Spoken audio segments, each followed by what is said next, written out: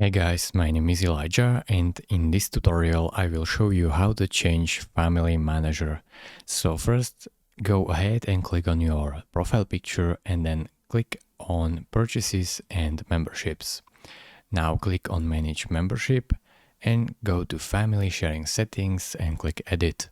This will open up this new tab and here you will see that you are the family manager and here you will see who you invited to your family package.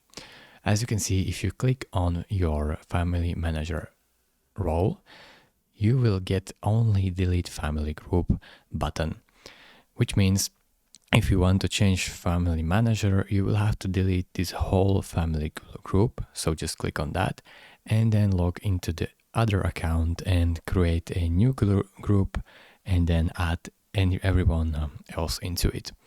It is this simple, but Google made it really hard by just not giving an option to transfer simply with a button.